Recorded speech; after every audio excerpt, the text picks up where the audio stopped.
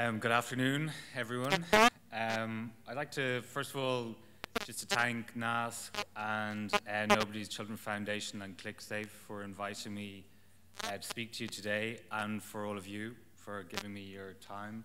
Hope you'll be able to learn at least one thing today. My name is Simon Graham. I'm the coordinator of the WebWise Internet Safety Project in Ireland. I work for an agency of the Department or the Ministry for Education and Skills in Ireland that look after the continuing professional development of teachers. We run projects that involve integration of technology in teaching and learning. Our biggest projects are around providing training for teachers in the area of integration of ICT. So what that means is we don't teach teachers how to use email or how to use technology. We work with teachers to integrate email and technology into teaching and learning in their classrooms. We are co-funded by the EU Safer Internet programme and the Department of Education and Skills in Ireland, and we're a member of the InSafe network. And as part of this network, we work with organizations like Veronica's and like Nobody's Child in Poland and in 27 other countries around Europe promoting safer use of the internet.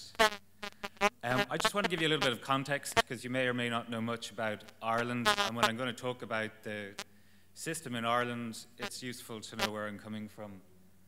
Well, basically, we're a small, little, insignificant country on the fringes of Europe. In the cold Atlantic water. We have about 4.5 million people living there. You might be interested to know that 120,000 people in Ireland were born in Poland. After the UK, that's the biggest country that we're represented in. That's not significant for internet safety, but it might be interesting, and maybe you know somebody over there. So we also have quite a big young population, and we've a bubble coming through. So in other words, our schools are going to get much busier in the next 10 years because one of the things that happens in recession, you might notice, is the population grows. There's nothing else to do. Okay. Also, just a little bit of the context about how technology is used in Ireland. We're what you call medium access, medium risk. This is according to the EU Kids Online project, which did surveys of 1,000 children and one of their parents in 25 countries around Europe. And what we found is we're kind of in the middle of everything. We, on average, children between 9 and 16 years old use the internet about an hour a day. In our neighbours in England, they use it about an hour and a half. On average, children between 9 and 16-year-olds started using the internet when they were 9 years old. But if you ask the younger ones, they started when they were 7. And I'd say if you ask them today, you might say 5 or that kind of thing.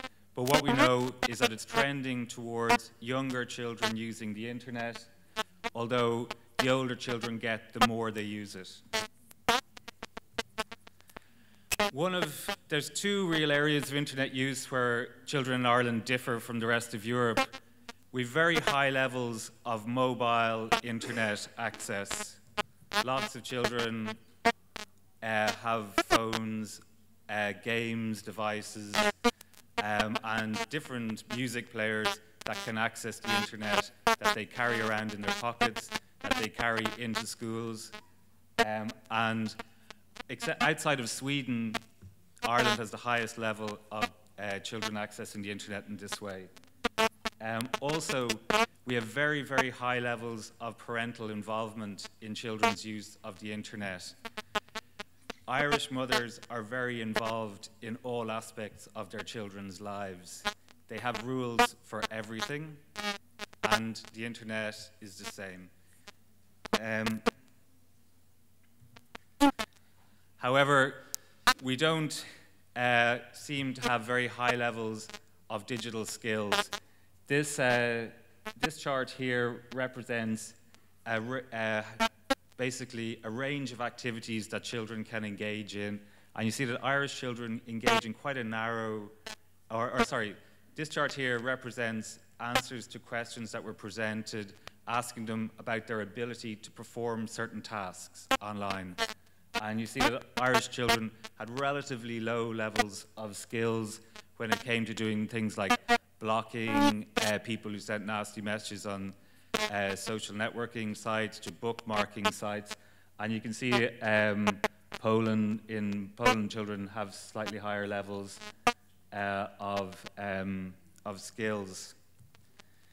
So what we find is that Irish children engage in a very narrow range of activities online.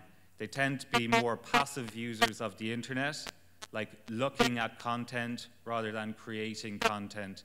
The most popular activities are watching video clips.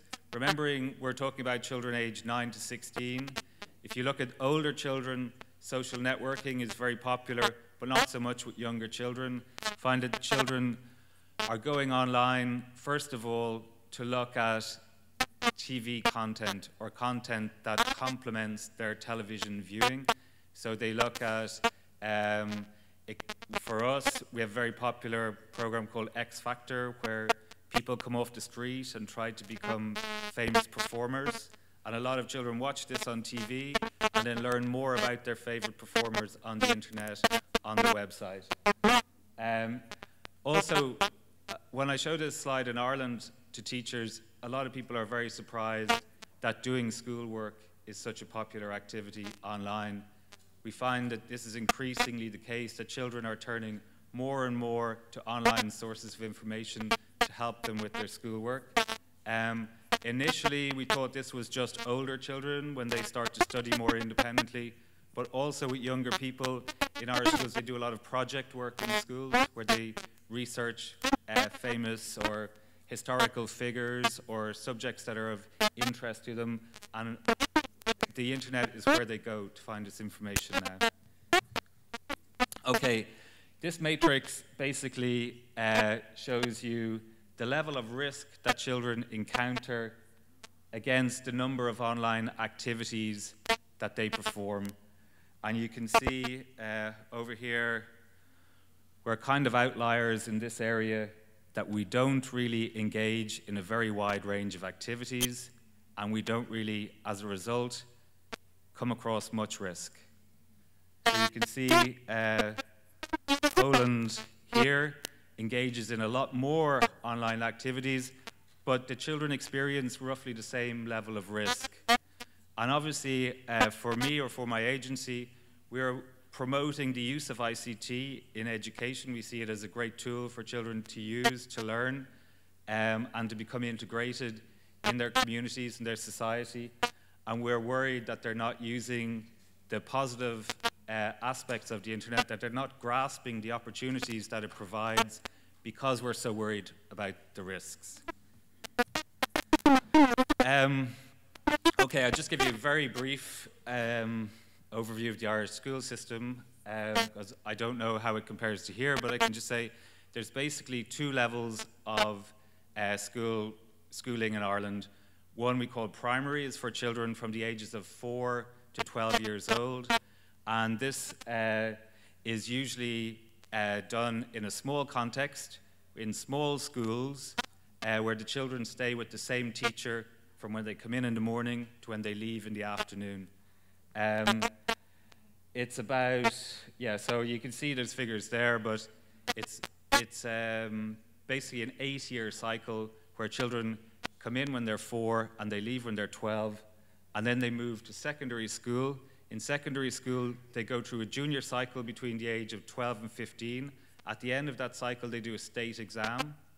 Then they have a transition year, which is like a year where a break from intensive studies. It gives them an opportunity to do other things, like to volunteer in the community, to do work experience, to do anything that's not associated with preparing for exams. And then they do their senior cycle, which is really dedicated towards preparing for a termination exam, which qualifies them to go on to university or to colleges or to different studies. Um, the primary school curriculum is basically divided into these areas. So they learn the English and Irish as part of their literacy program or as part of their languages. They study mathematics, what we call social, environmental, and scientific education is what most people call history, geography, and science. They also do visual arts, music, drama, physical education, which is everything from team sports to just basic balance skills and this kind of thing. And the final area is the one that we target with our internet safety work, and that's social personal health education. Social personal health education deals with everything from personal safety to relationships. So the topics it deals with are things like stranger danger, road safety, water safety, these kind of things, and more recently, internet safety. Our approach then to dealing with internet safety, or our strategy, is kind of three areas. We have technical solutions or infrastructure, policy, and education. The most important by far is the education and awareness dimension to it. The one that most of the focus goes on to are the technical solutions, and I'll explain a little bit about that. We connect every school in the country to broadband internet. So there's over 4,000 sites are connected to the internet, and it's free to the schools to use. It's paid for centrally by the Department of Education, but the schools use it free. Depending on their geographic location, it's provided either using different technologies like DSL, satellite, wireless. And remember, we've got a lot of very small schools in very remote locations. It's a bit of a nightmare of a network to manage, but this is how it works. And in the middle are what's called centrally managed services. So things like email for teachers,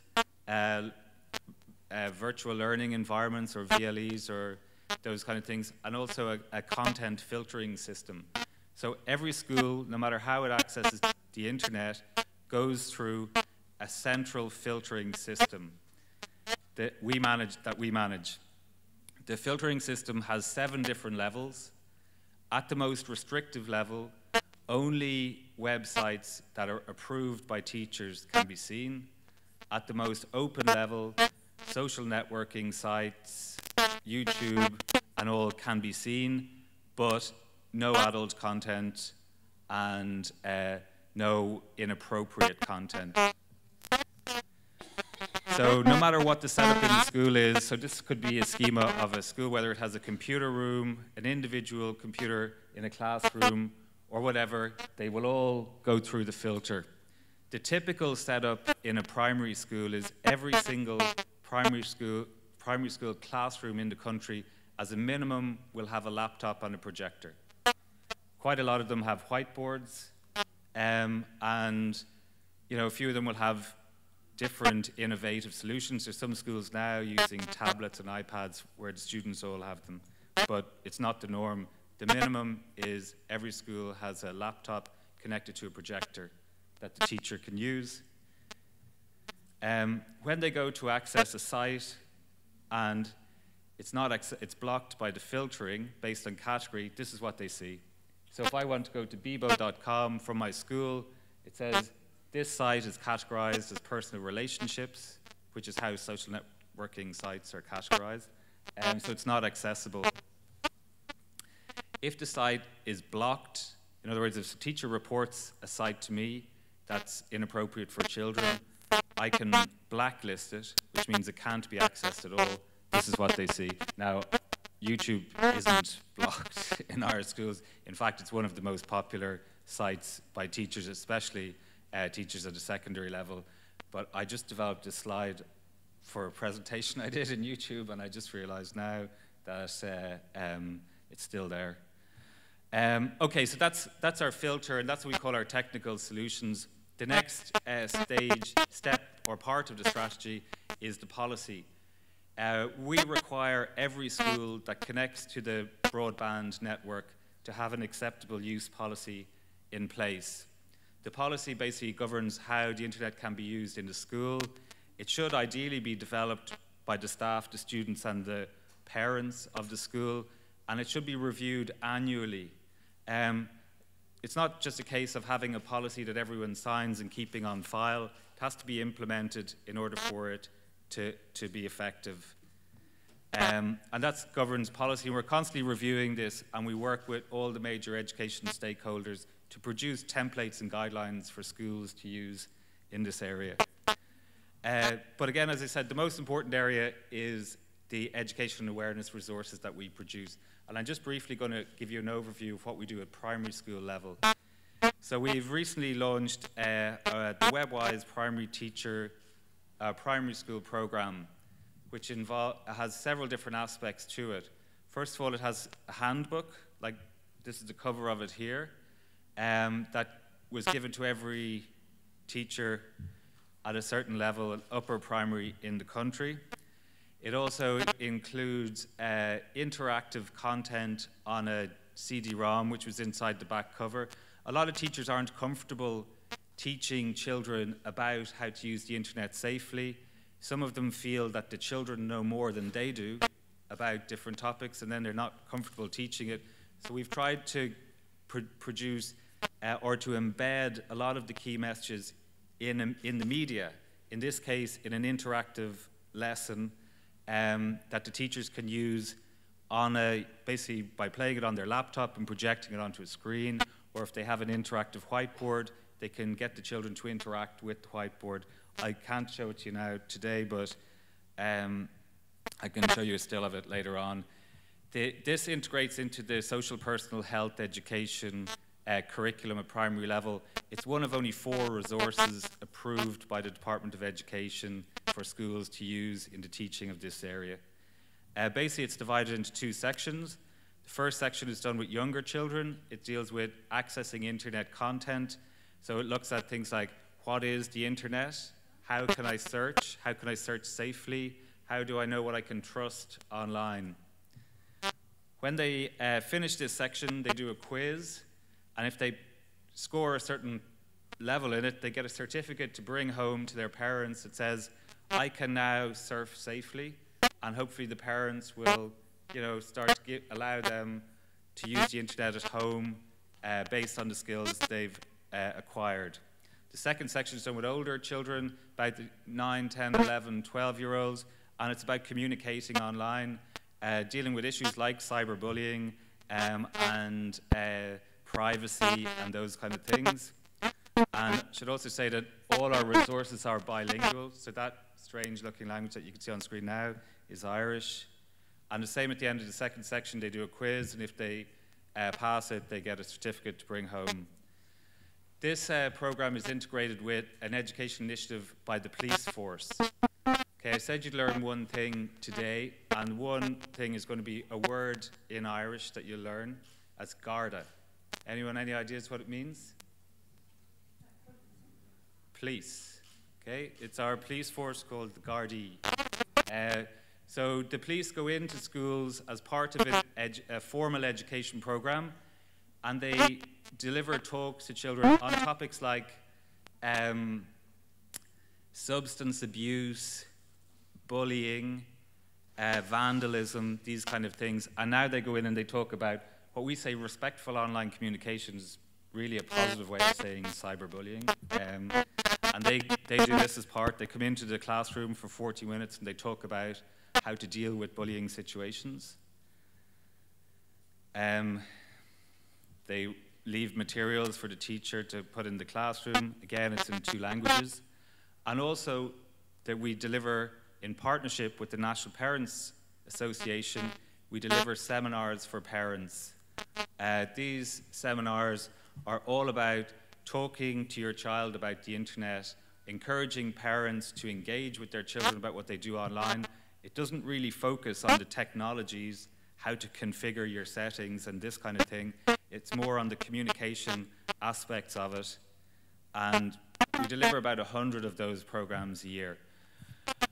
Okay, that's really summed up the approach we have at that level. I just say we published the WebWise Primary Guide first, or we launched it in March of this year. We're already on the second print run, so we've distributed over 10,000 copies of the resource, 4,000 on request, 6,000 is 4,000 or 3,000, just over 3,000 primary schools. The first batch we sent to every school, and the rest people have asked us for. It seems to be something that people really want, and both the Garda program, the police program, and the parents program is totally oversubscribed for the next year. It's full. I think schools appreciate somebody from outside coming in to talk to their children about it, but we feel the best people to deal with this issue are the teachers that see them every day. Okay, so there's our contact details. I'm happy to answer any questions. Thank you.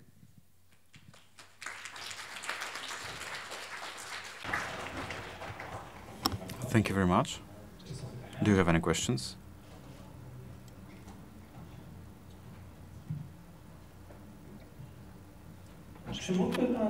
Could you briefly tell us about the 7 levels of protection of this application?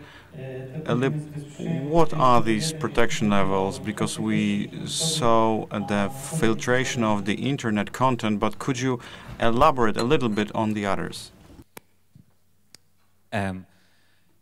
Okay, there's quite a lot of detail that I won't be able to give you right now because it's quite complicated. But basically, we go out to tender every 3 years for the provision of filtering services. So it's generally something that's provided by the big companies that operate in this space. The way they work is they categorize websites according to the content.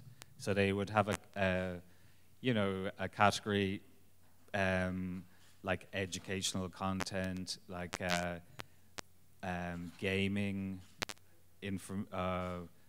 tourist information, all these different categories. And basically the 7 levels are just groupings of categories that are accessible, and the school can choose between them. So at the most restrictive level, or what we call level 1, the only content that can be accessed from that school are actual websites that have been approved by teachers. So they're whitelisted. In other words, basically the way the system works at that level is everything is blocked except what we say is allowed. At the most open level, it's still quite restrictive, really, because there's 2 things to bear in mind. Is that if you think about a work environment, a lot of work environments will block social networking sites and other kind of time-wasting sites because you go there to work, not to have fun, although our schools are quite fun. We like to think they're fun places to be as well. But really the focus is on getting the work done. So anything that would be damaging to the productivity, let's say, can be blocked as well at the most open levels. So basically, in between, you realize that some schools cater for children aged 4 to 7-year-old, and some just for 16 to 19-year-olds. So they'll all take different levels according to the ethos of the schools. 92% of our schools in Ireland are still run by religious orders, mostly Catholic, but also Protestant, Muslim, Jewish, and all this. And all the different religious orders have different ethos, and accordingly they pick different levels of filtering to correspond. There is quite a lot of information about this on our website, which I can share with you, but off the top of my head, it's very detailed information. I hope that answers your question.